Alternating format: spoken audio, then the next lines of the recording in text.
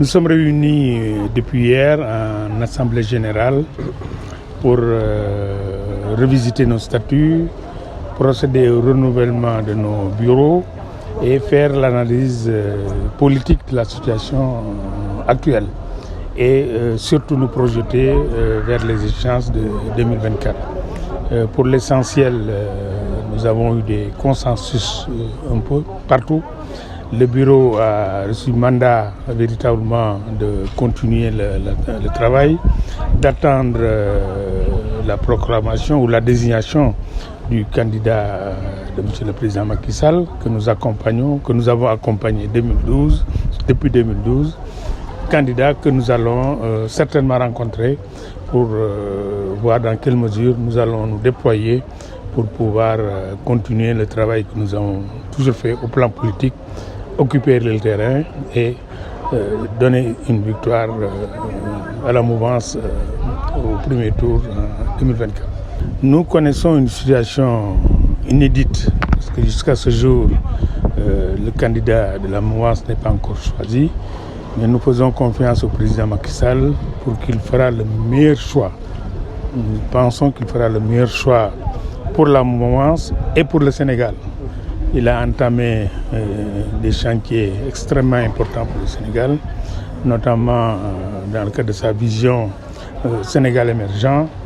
Nous pensons que l'homme ou la femme qu'il va mettre en place sera à mesure de continuer l'action qu'il a eu à faire depuis 12 ans qu'il est à la tête du pays. Nous appelons à un apaisement, mais que force reste à la loi, que les juridictions respectent les droits des hommes et des femmes, mais que nous autres politiques également, que nous sachions que nous ne sommes pas au-dessus des lois. Je pense que le Sénégal est un pays de paix, est un pays de dialogue, et le président Macky Sall a encore tendu la main pour faire un appel au dialogue. Et je pense que cet appel devra être entendu par l'ensemble des acteurs, en particulier par les acteurs de l'opposition. Nos doléances, c'est véritablement de faire l'évaluation des élections passées, des résultats que nous avons obtenus, mais surtout essayer de réconcilier les acteurs au niveau de la base, surtout en ce qui concerne la mouvance présidentielle. Je pense que c'est un travail important.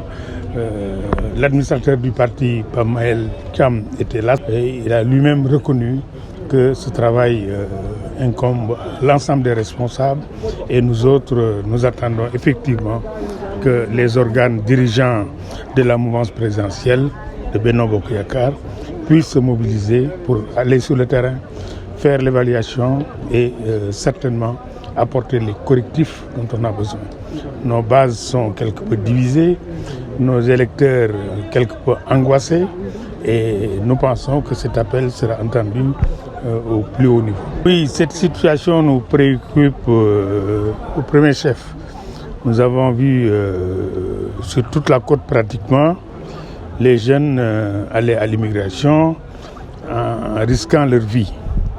Certains disent que c'est par manque d'espoir, d'autres disent qu'ils sont attirés par l'air d'Adoro, ce qui n'est pas le cas, parce que l'Europe aujourd'hui a les mêmes difficultés que nos pays sous-développés.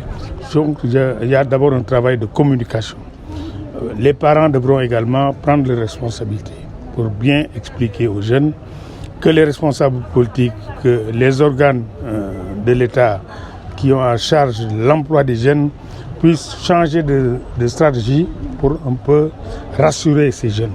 Parce que les risques qu'ils sont en train de prendre constituent véritablement un fléau. Et ce fléau nous interpelle tous en tant qu'acteurs politiques, en tant que pères.